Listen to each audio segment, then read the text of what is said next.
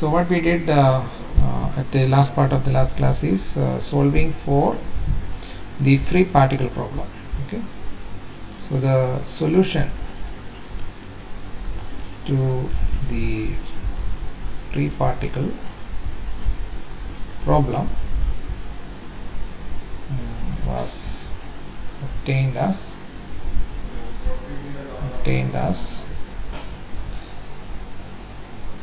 psi of so we used so the total solution is written as some constant into e raised to j by h cut into 2me under square root into x minus e into t plus b into e raised to minus j by h cut square root of 2me into x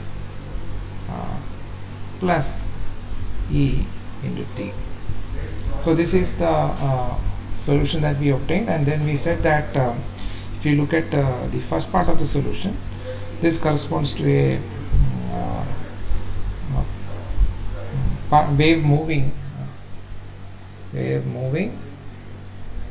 in plus x direction, and this is corresponding to wave motion in minus x direction. Okay, so how do we know that? That's because they have a different sign here. So x is x is getting changed as time advances. X is getting replaced with x minus something, okay, which amounts to shifting to the right. And if x is changing from x to x plus something, that amounts to changing to the left. Okay, so therefore it is movement in the minus x direction. But if we know that the particle is moving actually in the positive x direction, so therefore for a particle, so there are two solutions, but if you know that the particle is coming from minus infinity and it is going to plus infinity, for a particle moving in plus x direction, for a particle moving in plus x direction, b will be equal to 0. Okay, b will be equal to 0 because this part of the wave function corresponds to motion in the minus x direction, so we have to set b equal to 0. Okay, and therefore we have psi of x comma t equal to a into e raised to so if you want, we can pull out this square root of 2me also outside. You can pull this also, and then you can write it as x minus or a better way. So there are multiple ways in which you can write this. So one of the ways, just put all the quantities except the complex square root of minus 1, that is j, except everything you bring it inside.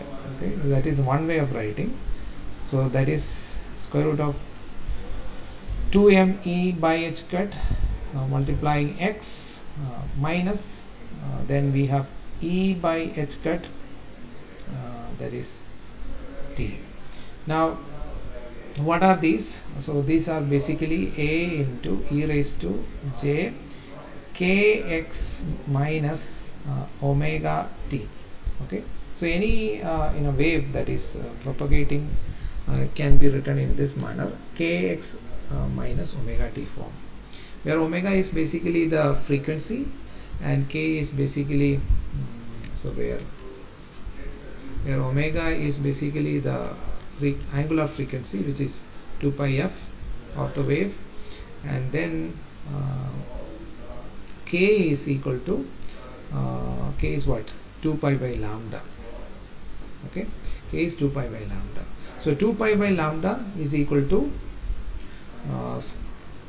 if you equate here, 2 pi by lambda, which is K, is equal to, it's called wave vector. So square root of 2me divided by h cut. Okay, so that way you can equate, and from this you can find out lambda. So what is lambda? So lambda is equal to so lambda, we can write it as, so you can take the inverse of this particular equation, so it will be lambda by 2 pi, and then I can multiply it with the 2 pi, 2 pi into then h cut divided by square root of 2me. Now 2 pi into h cut is basically h by definition. H by 2 pi is what we call as h cut. So this divided by 2me. Okay, so lambda we obtained as this. Now what is the momentum of the particle? Okay, the momentum of the particle, okay, the momentum of the particle P is basically, from de Broglie's relationship, we know that it is h by lambda, right? So if you look at here, so lambda is given here, lambda is given as h by something, so P is basically that something in the denominator, right? So because then only the relationship will be satisfied. So it is basically square root of 2me. Okay, so that means what? For this particular particle, the momentum is well defined. So if the E is the energy, if the particle is having a fixed energy, then it also has fixed momentum. We know the exact momentum of the particle, which is for a particle whose wave function is given as psi of x comma t, we know its exact value of momentum. Okay, we know the exact value of the momentum. So that exact value of momentum is related to the energy as square root of 2me. So this is nothing but the kinetic energy expression. So kinetic energy expression is what? It is p square by 2m. So that is what we equate to E. And then if you find out P from here, so P is basically 2m into E, and take a square root. So that is what it is, basically the same thing. Okay, because the particle is a free particle, it has only kinetic energy, no potential energy, and therefore you can equate the energy as p square by 2m, and then solve for P. That way also you can find out, or you can find out by applying de Broglie relationship and find it out from the lambda. How do you get lambda? Lambda is obtained from K.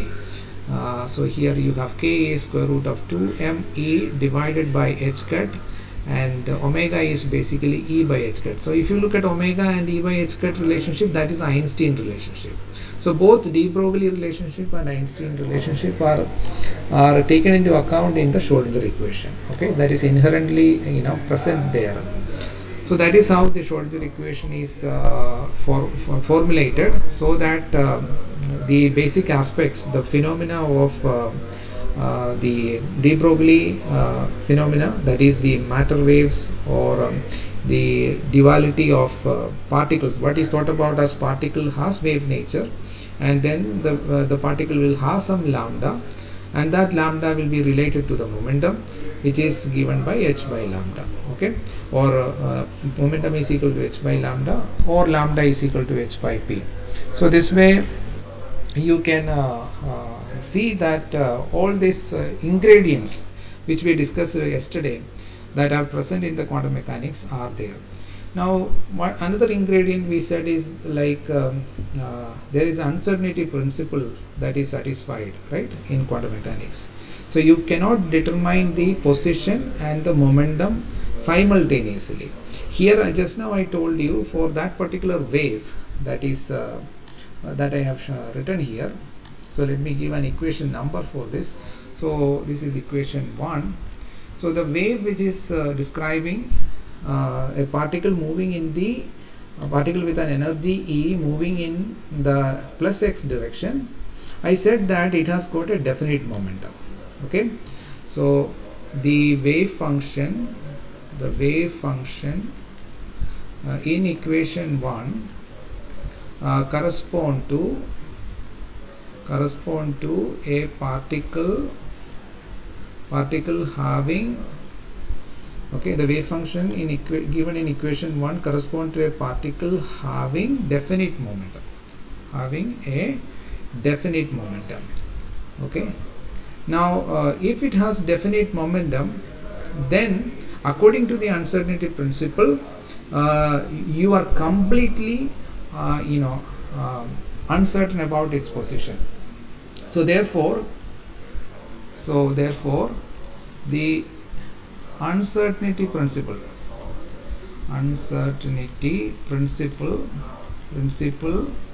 will insist uncertainty principle will insist that the position of the particle is completely unknown.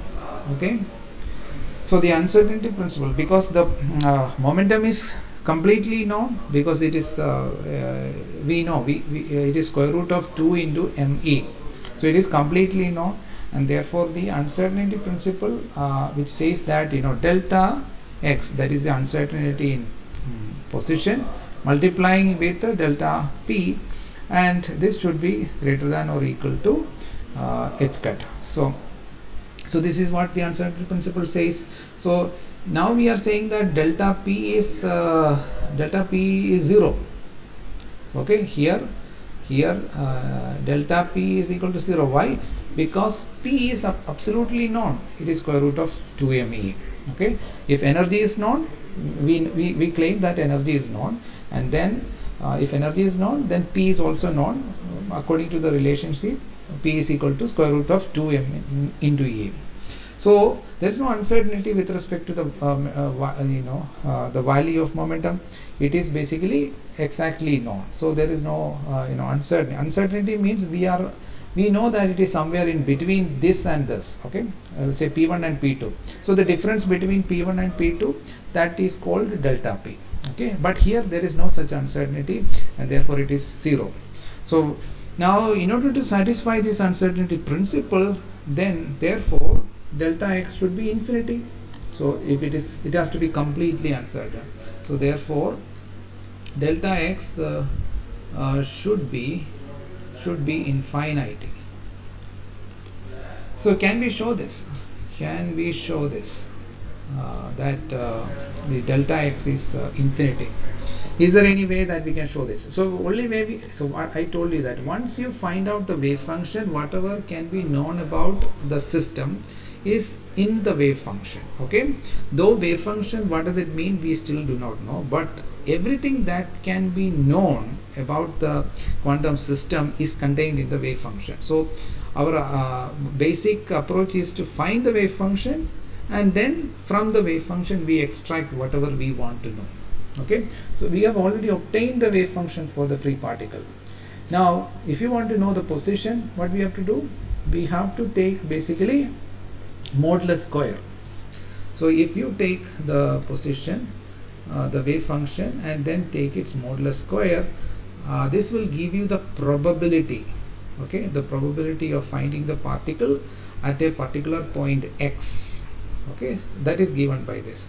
So this is interpreted, I told you in the last class also, this corresponds to the probability of finding the particle, or it is a probability density. Okay, so probability of finding the particle. So if I say dx, then it will become the probability. So psi square is basically probability density. Probability density multiplying dx will give you the probability of finding the particle between x and x plus dx. Okay, so that is how the relation between probability and probability density.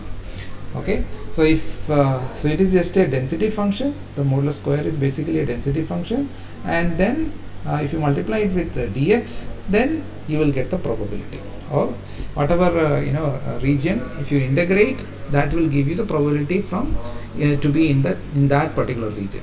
So what will be this? So if you take the modulus of this wave function, which I have written in equation 1, so if I do that, it is entirely a complex quantity, right? A into some phase, and when I take the complex conjugate, it will become a star into e raised to minus j into the same thing. Okay, so therefore if I take the probability, so a into e raised to I have say j kx minus omega t, so this is psi, then I have to multiply it with the psi star, and that is basically a star into e raised to minus j kx minus omega t. So this will cancel, these two will cancel each other, and what we will have is modulus a the whole square. Okay, so what does it says? It says that the probability of finding the particle between x and x plus dx is a constant. It is not depending upon x. You take any point, any value of x, it is the same probability. That means the particle is everywhere from minus infinity to plus infinity. I mean, it is not localized at any point. So therefore free particle is not restricted to any particular location in the x-axis. So that is what we are getting from this. So we get probability density function square, that is psi square is basically, so this is equal to modulus a square. Okay, this means that there is equal probability, okay, equal probability of finding the particle anywhere between minus infinity and plus infinity. So that means it is, in other words, we can say that is the position is completely uncertain. Okay, so if you insist that this is the wave function, we are saying it has got definite momentum, but the position is completely uncertain. So we don't know anything about the position. It is somewhere, or you can say it is everywhere between minus infinity and plus infinity. It is everywhere. Okay, so minus infinity to plus infinity, that is our delta x. So that is the range, okay, where you can find the particle. You know that it is somewhere, but you don't know exactly where it is. So the probability is basically at any x it has equal probability, and therefore the uncertainty is, that is delta x is equal to infinity. So that is delta x is equal to infinity. So therefore there is no violation of uncertainty principle, because knowing the momentum accurately means we don't know anything at all about the position. Okay, we are completely uncertain about the position. So all of these are satisfied when you find the solution of the Schrodinger equation. All of these ingredients of the quantum mechanics phenomena are actually put in the Schrodinger equation, and they will all the solution satisfies all of it. So now let's look at another problem. Let's say problem 2, example 2. So we are going to progress into one more level of complexity, but still it is not very complicated problem. It is a very simple problem. So you consider again a one dimension. So this is our x, okay, and let's say this is our x is equal to 0, and here we have x is equal to L, and you consider a infinite barrier, okay, infinite barrier uh, between sorry, there is an infinite barrier like this in this side, that is for x less than 0, v is infinity, okay, infinite barrier is there, and here for x greater than L also there is a infinite barrier. Okay, so this is I am denoting the infinite barrier like this. Okay, I'm just drawing it like this. That means it's like a a well, okay, between 0 and L. Okay, so if I write this particular problem, so what I need to write is the expression for v of x. So v of x is what defines the potential energy. So earlier it was everywhere 0, from minus infinity to plus infinity it was 0, but now the v of x is written as 0 between x between 0 to L. Okay, x between 0 to L, v of x is 0, and it is infinity elsewhere.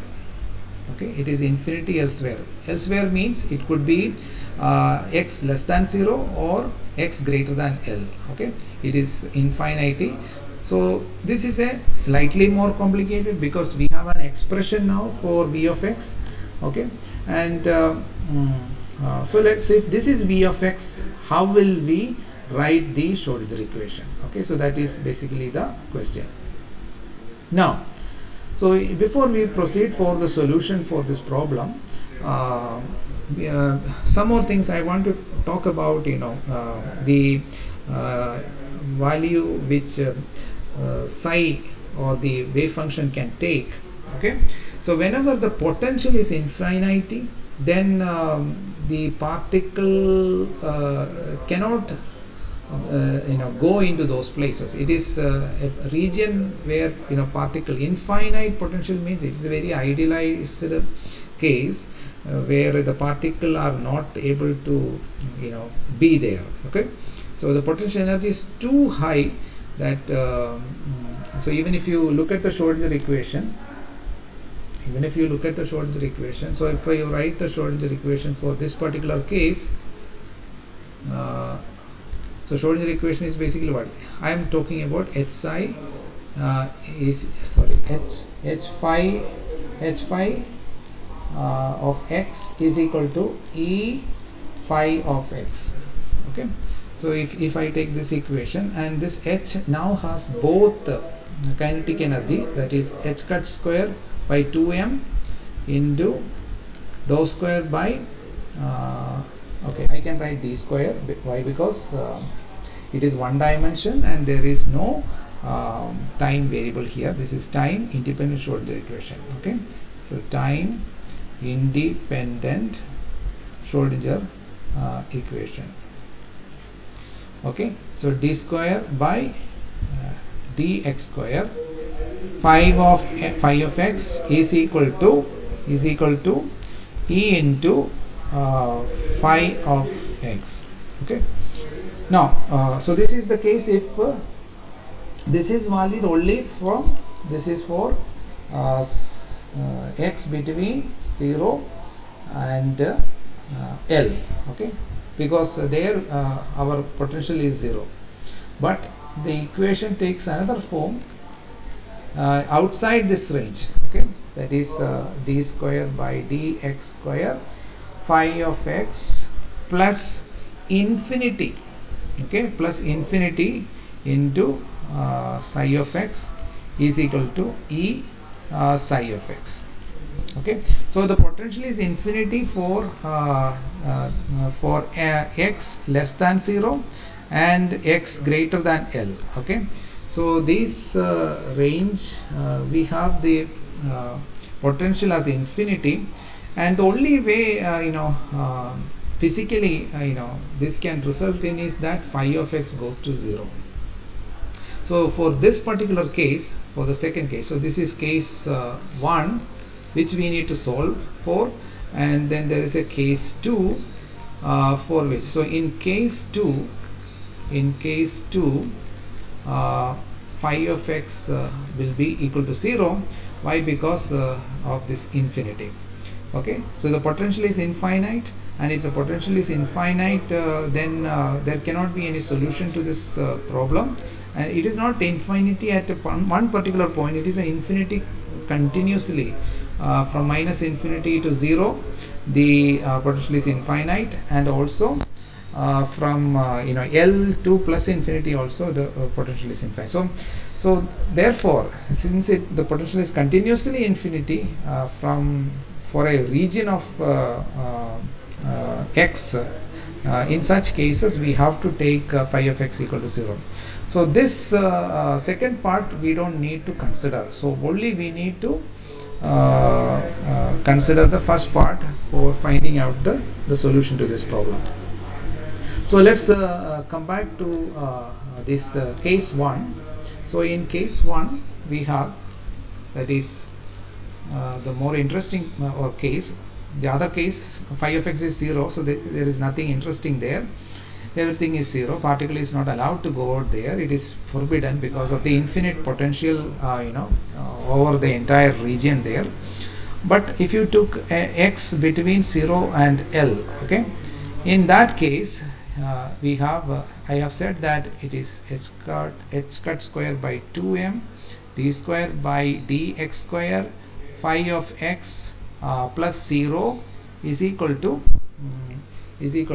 e psi of x. Now, so this is again it is in a familiar form which we have earlier encountered. So let me just rearrange this term: d square by dx square psi of x plus 2me by h cut square by h cut square, 2me by h cut square. So that is like the alpha square which I said, and is equal to 0. Now earlier what we did was that I said phi of x is having two solutions, and one solution is exponential, the other solution is exponential with a minus sign. Okay, right moving, left moving, we got two solutions. But here what I would do is that you can also write these solutions as phi of x is equal to a sine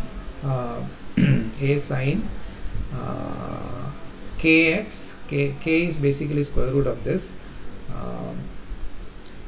a sine square root of 2me by h cut square x plus b cos. So either I can take it as exponential solution, or I can take it as sine and cos. Both will satisfy the same equation. Okay, the equation is the same, but these are two different ways of writing the. Okay, so earlier I have taken a e raised to j alpha x plus b e raised to minus j alpha x. So this is one way of taking.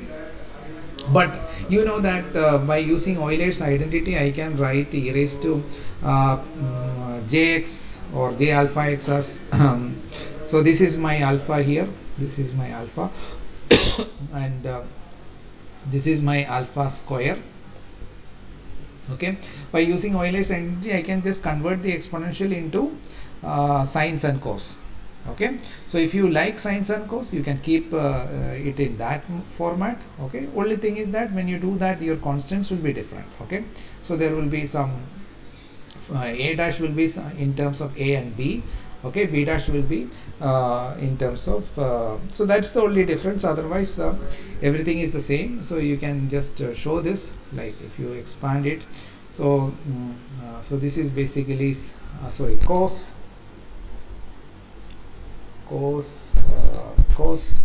alpha x, then cos alpha x, then what else, plus j sine alpha x plus then this is a dash, and then plus b dash into cos alpha x minus j sine alpha x. Okay, so again you can just rearrange all the coefficients for cos alpha x. So you will get a dash plus b dash.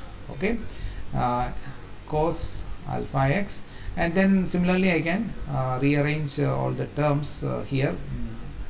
So that will give me say plus j into a dash minus b dash, okay, into sin alpha x. So now I will redefine j into a dash minus b dash as a, and then a dash plus b dash as b.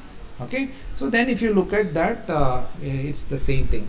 So these are like same mathematically they are same, but just two different way of writing the same solutions. Okay, so your solution can be written in this way or that way. I have a convenience in writing in this manner in this particular case. That is why I am preferring this particular case. Okay, the previous case also I could write it in this manner, but the problem is that if I write it in terms of sine and cos in the previous case, so then talking about momentum and all is becoming slightly different, slightly difficult. Okay, so that is avoided in this particular case here. All right, so now okay, so if this is the solution, we have also boundary condition. What is the boundary conditions? So to find out a and b, we need to apply the boundary condition. So after solving any differential equation, we will have some constant coefficients, and the value of the constant coefficients are found out by applying boundary condition. So let me write it here. The value of the constant coefficients, the value of the constant coefficients here, that is a and b, are found out by applying the boundary conditions. Okay, so we need to apply the boundary conditions. Now we know two boundaries for this particular region. One is where x is equal to 0, the other is x is equal to L. Okay, so there are two boundary conditions, and at those two boundary conditions we have the wave function going to 0. Okay, so let's apply the first boundary condition. So x equal to 0, so that is the first boundary condition.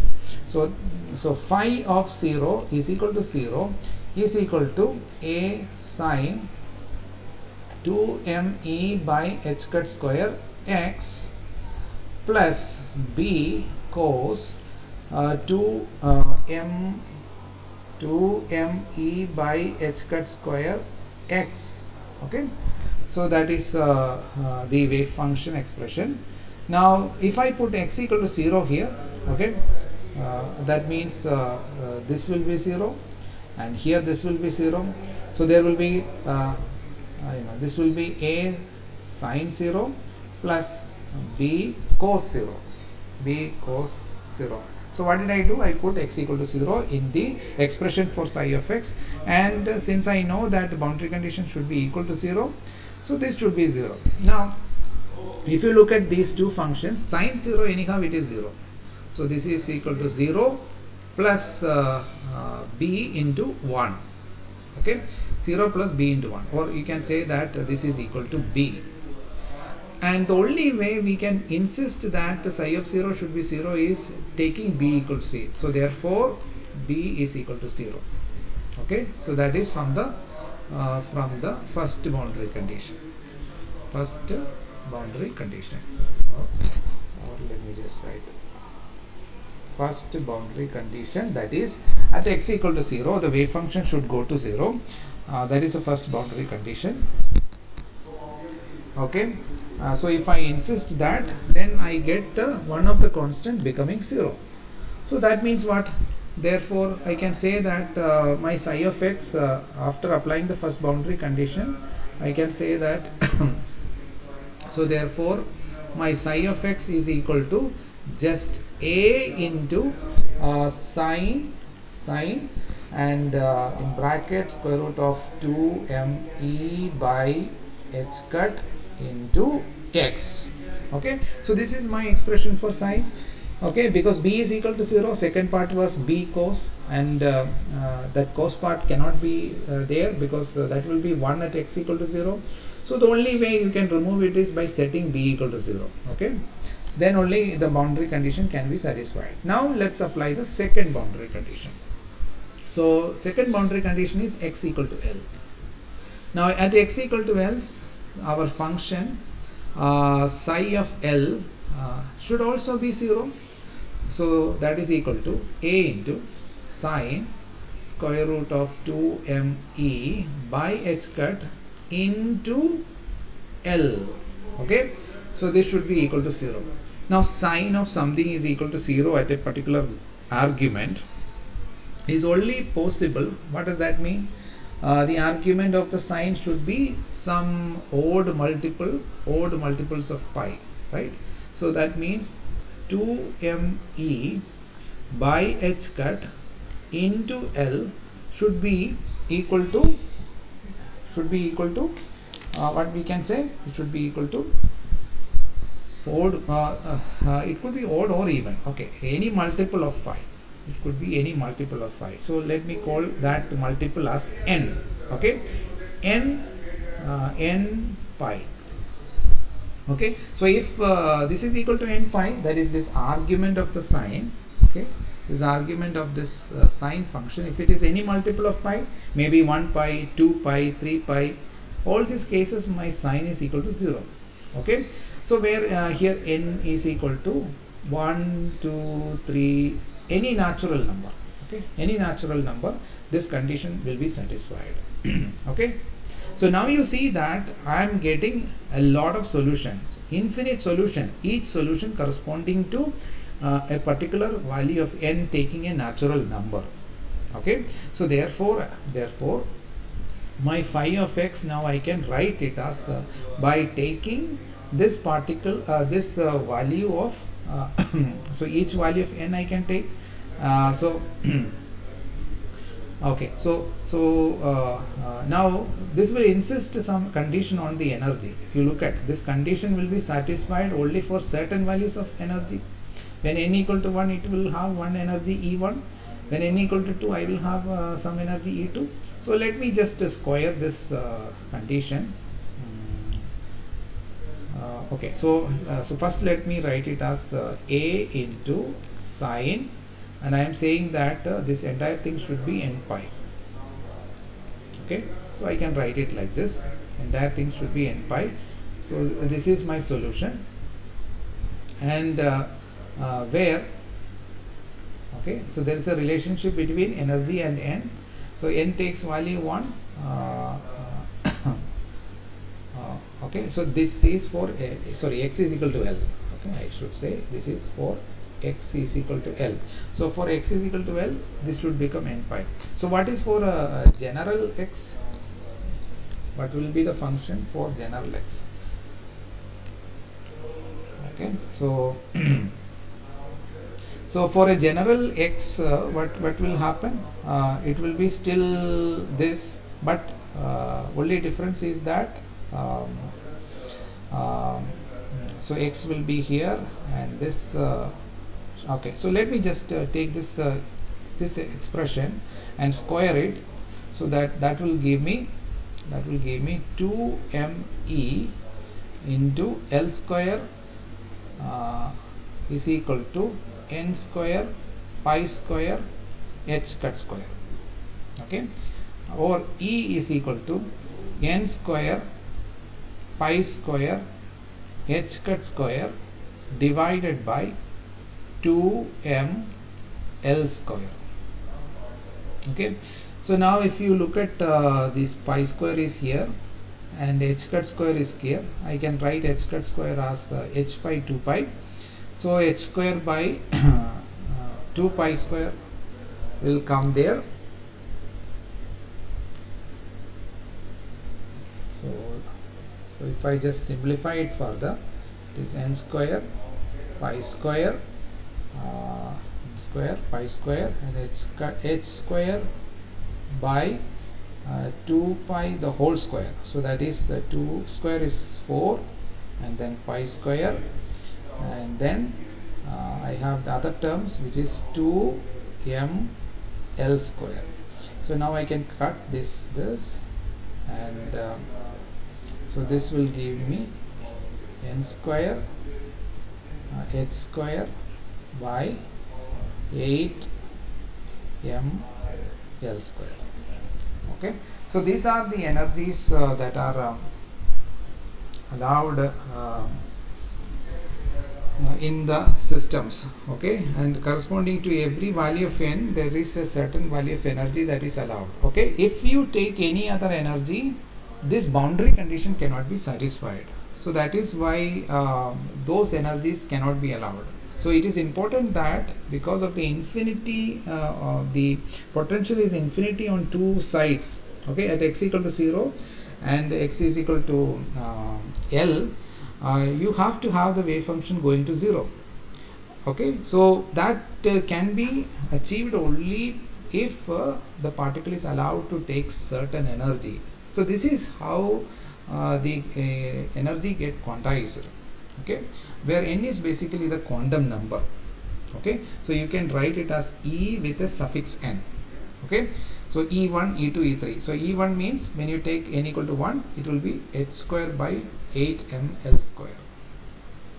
Okay, E2 means 2 square into h square by 8mL square, where m is the mass of the particle. Okay, L is the width of the well. Okay, it is called the potential well, and L is the width of the well. H is the quantum, H is the Planck's constant, etc.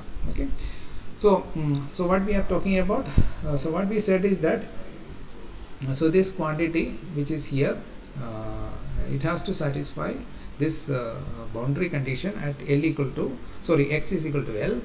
That is what we are looking at. So because of the first boundary condition, cosine cannot be part of the solution, so we ruled out that by setting b equal to 0.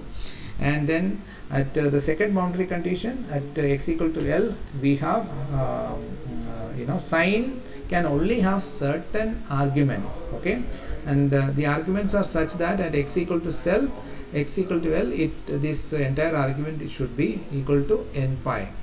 So what is now finally the wave function after satisfying all these conditions? What will be? So what will be the wave function? So if I call, okay, so let me just rewrite the wave function.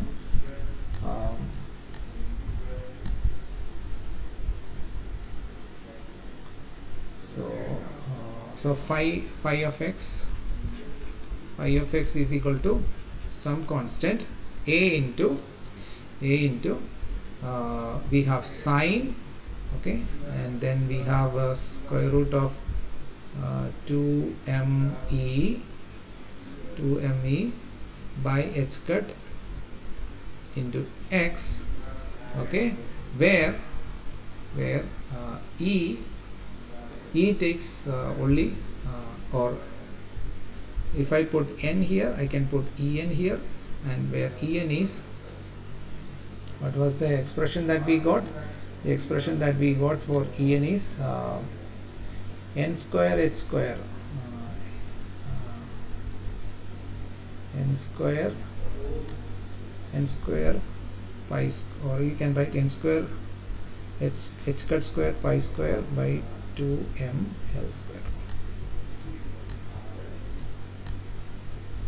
So this is equal to n square, so you can say pi square, you can write either way, either in terms of h cut square divided by 2mL square. Okay, so this is how the value of energy can be taken. Okay, now okay,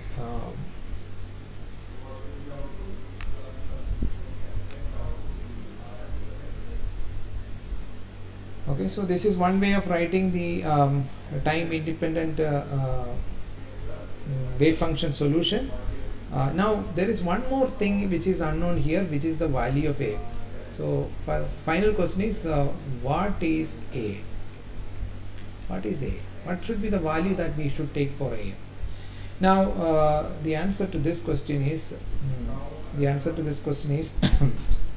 the value of a is determined by the following condition, and that is integral phi of x the whole square, integral phi of x the whole square, or phi n of x the whole square dx from minus infinity to plus infinity is equal to 1. Okay, so this is something which I did not mention earlier, so now I am mentioning it to you. So if at all we want to find out the coefficient a, okay, I said we need to apply boundary condition, but by applying boundary condition what we got is basically b has gone to 0, and then from the other boundary condition we said that the energy can only take certain discrete values. Okay, so that we got, but still we are not able to get from those two boundary conditions the value of a. Okay, but we have another condition which is called normalization. Now what does this mean, normalization condition? Normalization condition means only this, that the particle should be, the probability when you add it up should be equal to 1. The total probability of finding the particle in anywhere on the x-axis is 0. So this means that, so the meaning of the normalization condition is this: the total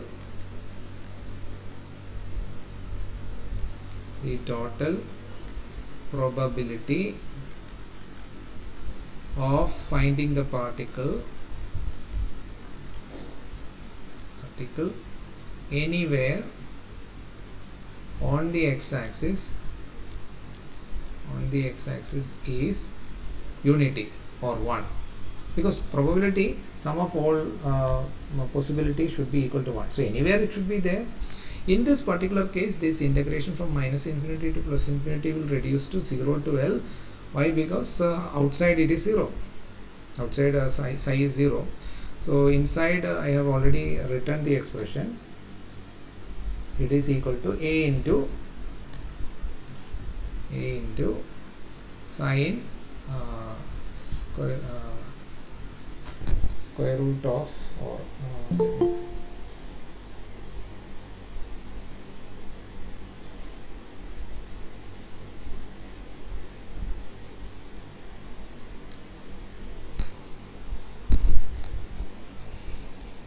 okay, so if I just look at okay, so I am just substituting for this psi of x. So sine of 2me n by h cut square into x, h cut square into x, okay, and then modulus square into dx. So this should be equal to 1. Okay, so a is a constant, you can take it outside, and integral of the sine square, you can apply the trigonometric relationship. So that is integral 0 to L. You can write it as 1 plus or 1 minus cos 2 theta, 1 minus cos so let me take this thing here as say kn. Okay, just to make it the notation simple. So cos 1 plus cos 2 knx by 2 okay, into dx is equal to 1 by a. Okay, so sine square, what I am doing, I am writing it as sine square, I am writing it as 1 minus cos 2 theta. So here theta is basically kn into x. So whatever is the square root, that I am taking it as kn, and that into x.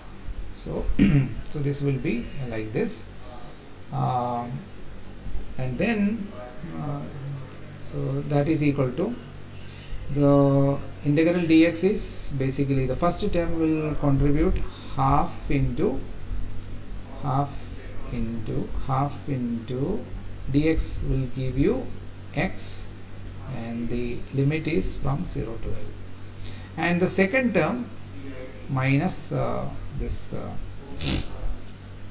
minus in half into integral 0 to L, that is cos 2 kn x dx. This will be 0. Okay, that is because of the boundary condition. Okay, sine is going to be 0, and now this is like 2 times that kn, right? So definitely you will have multiple cycles.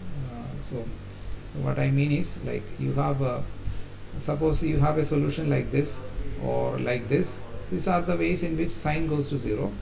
Now if I take double frequency, then you will have like this. So when you integrate, what will happen? These things will go to 0. I mean, there will be equal amount of positive and negative, so that will go to 0. So this will be equal to 1 by L. Okay, so I think I missed one a square here, so there will be a square because I am squaring it, so this will be a square. Alright, so this equal to that is L by 2 is equal to 1 by a square, or I can write it as a is equal to square root of 2 by L. So therefore my final solution, therefore phi n of x is equal to square root of 2 by L. So I substituted for a, and then the remaining is basically a sine function, which has square root of 2 m e n by h cut into x, where en is basically n square into h cut square pi square by 2m L square. So this is basically the final solution. So I got the eigenenergy and eigenfunction. That is what I set to find out. I got both. Eigenenergy is given by En expression, and then substituting that inside the argument of sine, I have the sine function. So in the next class we will plot these functions, and also look at you know, the probability density function, that is the square of these psi n functions, and then we will try to get some insight about it, and also about the momentum of the particle, etc. So for today we will stop here. Sir, Yes. sir, I have doubt in the boundary condition that you have taken, sir, for x equal to 0. X equal to 0. Okay. Yes, sir. Okay. So that is a very simple boundary condition. X equal to 0. Sir, Yeah. We know that sir, psi of 0 is equal to 0. That you know, right? yes, sir. Okay. And then I have this function which I wrote it here, phi of x. I am substituting x equal to 0 there. That's what I did. Yes, sir. I am substituting for x, I am putting it as 0. So it will become cos 0 and sin 0, right? Cos 0 is what? 1. Sin 0 is 0. Yes, sir. Okay. So Sir, my doubt is in from b equal to 0, sir, you have taken from first boundary condition. yes, you see that this is my boundary condition. At x equal to 0, I have psi of 0 equal to 0. Now when I put x equal to 0, I got it b. So b should be equal to 0. Sir, Yeah. Is that clear or not? yes, sir, clear. But sir, what was phi, sir? What was phi? Yes, sir. Phi is the function, a function with respect to x. Phi of x is this particular equation. This is our phi. It's a function. So it's a wave function. It's a wave function with respect to position. The position part of the wave function, or we have written it using variable separable method. We have written it as phi of x into f of t, right? F of t is the time part, time dependent part, and phi of x is the position dependent part of the wave function. So it Yes. is the position dependent part of the wave function. Okay, sir.